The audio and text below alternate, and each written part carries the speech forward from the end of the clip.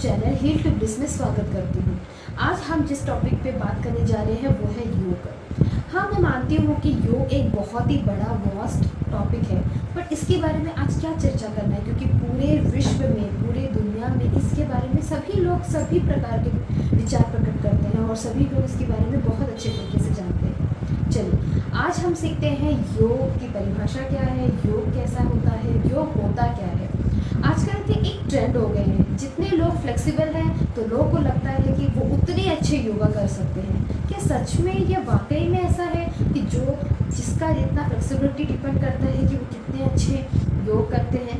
बिल्कुल भी नहीं। हमारे पतंजलि योग सूत्र के अनुसार, हमारे जो गुरु हैं पतंजलि के भी अनुसार, ये है कि योग एक 8 स्टेप प्रोसेस है, जिसे हम अष्टांग योग के नाम में भी जानते हैं।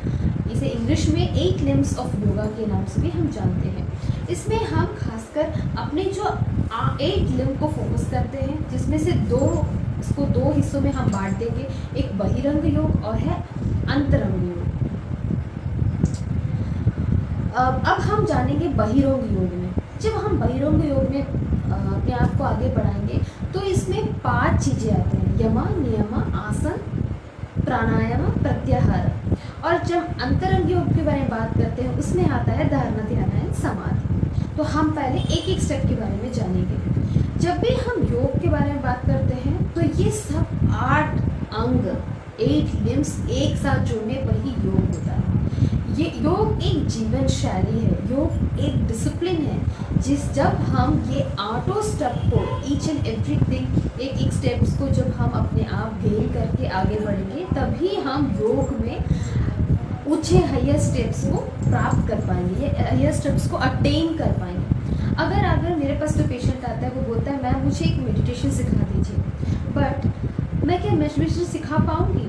या वो अचानक से, जब वो कभी योगा किया ही नहीं या कोई भी प्रैक्टिस नहीं किया, वो क्या मेडिटेशन सीख पाएगा? इस सवाल के जवाब को आप पूरे वीडियो के एंड में जान लीजिएगा। तो सबसे पहले हम बहिरंग योग के बारे में बात करेंगे, जिसमें सबसे पहले आता है यम। यम के मतलब क्या होता है? Social codes. यम सोशल कोड्स। सोशल कोड्स में क्या होता है? हमें सत्य बोलना चाहिए। हमेशा जो भी वचन हम बात करते हैं वो वचन सत्य होना चाहिए। दूसरा जो चीज़ होता है वो है कि अहिंसा। अहिंसा के मतलब होता है नॉन वायलेंस। कभी किसी चीज़ पे लड़ाई झगड़ा ना हो, कभी भी जब किसी को अनुचित शब्द का इस्तेमाल कर दिया हो या किसी को जैसे मारपीट कर दिया हो, ऐसा चीज़। नेक्स्ट होता है अहस्त्य।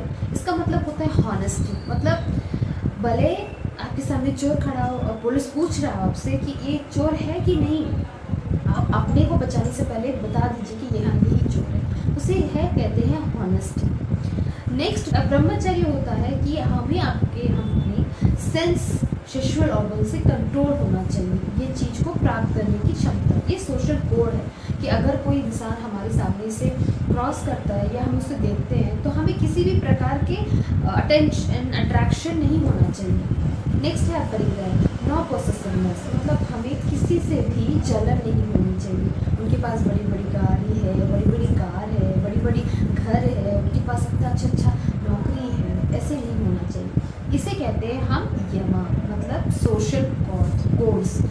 ये इतना महत्व क्यों है? क्योंकि देखिए, जब आप छोटे से छोटे चीज़ शब्द सीखोगे तभी आप बड़ी चीज़ अटेंड कर पाओगे। इसके छोटा सा एक उदाहरण है। जब तक आप अल्फ़ाबेट, जब तक आप ABCD कैसा लिखना नहीं जानते, क्या आप एक शब्द का प्रयोग कर पाओगे?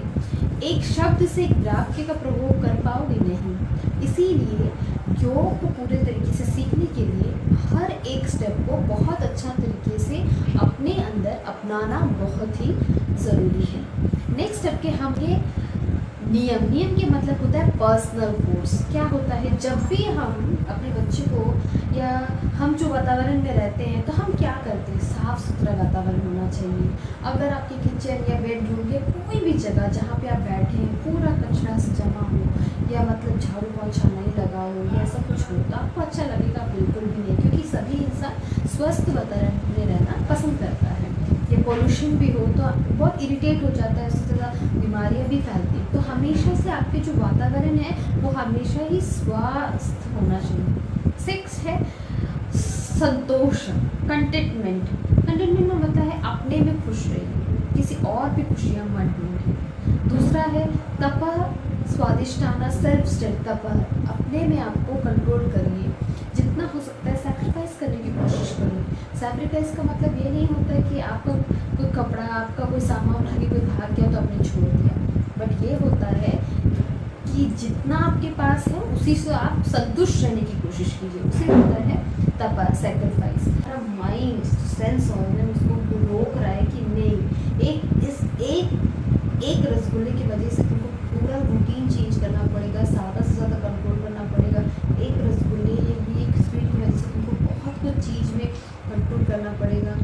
एक रसगुल्ले में क्या पड़ा है, छोड़ दो रसगुल्ला, और भी चीज़ें हैं जो अच्छा हेल्दी चीज़ है, जो मीठा भी है फिर भी हम खा सकते हैं, रिच इन फाइबर है, चलिए वो ट्राई कर देते हैं। ये जो चीज़ आपको समझाता है ना, मतलब आपने प्रत्याहार हासिल किया है, और जब तक आपने ये प्रत्याहार हासिल नहीं किया होता है तब तक आपको ये चीज़ समझ में नहीं आता है। इसीलिए जब